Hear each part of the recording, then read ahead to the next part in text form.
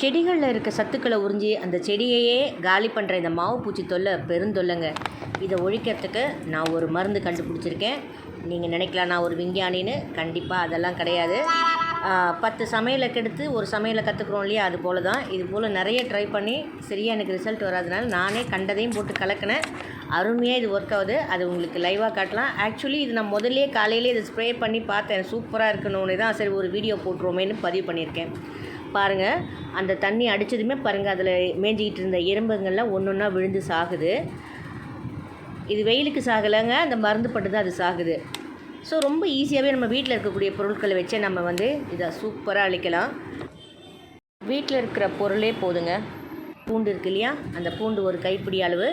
அப்புறம் நம்ம பாத்திரம் தேய்க்கிற அந்த டிஷ்வாஷ் இருக்கு இல்லையா, அது ஒரு 25 ml.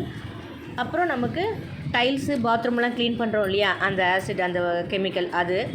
அதுக்கப்புறம் அந்த ஸ்டார்ச்சுக்காக நான் என்ன பண்ணியிருக்கேன்னா ரிவைவ் யூஸ் பண்ணிட்டேன். இப்போ பார்த்தீங்களா எத்தனை எறும்பு கீழே விழுந்து கிடக்குன்னு. இதுதாங்க, இதையெல்லாம் கலக்கினேன் மொத்தமாக போட்டு. அது என்ன அளவுன்றது நான் உங்களுக்கு பின்னாடி உங்களுக்கு மெஷர்மெண்ட்டு கொடுக்குறேன். பாருங்கள், இது அடித்தது போக மிச்சம் எடுத்து வச்சுருக்கேன். இதை நாளைக்கும் திரும்ப ஒரு வாட்டி அடித்து விட்டோம்னா இருக்கிறது எல்லாமே ஒழிஞ்சிரும்னு நினைக்கிறேன். ஸோ ரொம்ப சேஃபாகவும் அதே சமயத்தில் செடிக்கு எந்த விதமான பாதிப்பும் இல்லாத ஒரு அற்புதமான இந்த மாவு பூச்சை நம்ம கண்ட்ரோல் பண்ண போகிறோம்.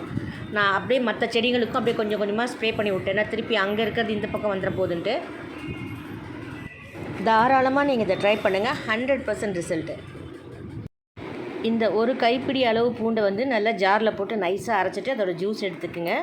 அது கூட நம்மளோட வீட்டில் இருக்கக்கூடிய இந்த டைல்ஸ் க்ளீன் பண்ணக்கூடிய அந்த ஒரு மருந்து, அப்புறம் பாத்திரம் தேய்க்கிற லிக்விட் அது கொஞ்சம், அப்புறம் துணிகளுக்கு கஞ்சி போடக்கூடிய இந்த ஸ்டார்ச்சை நான் யூஸ் பண்ணிக்கிட்டேங்க. அது பவுடர் இருந்தாலும் சரி, லிக்விடாக இருந்தாலும் யூஸ் பண்ணிக்கலாம். இப்போ ஒரு 5-6 லிட்டர் தண்ணியில் இது மொத்தத்தையும் போட்டு கலக்கி ரெடி பண்ணிக்கோங்க. அவ்வளோதாங்க, நம்மளோட ஸ்ப்ரே ரெடி ஆகிடுச்சு. ஆரம்பத்துலேயே நீங்கள் இதை பயன்படுத்திங்கனாக்கா நமக்கு செலவெல்லாம் ரொம்பவே கம்மியாகும். ஸோ நீங்களே இதை ட்ரை பண்ணி பார்த்துட்டு எப்படி இருக்குன்னு கமெண்ட்ஸில் பதிவு பண்ணுங்கள்.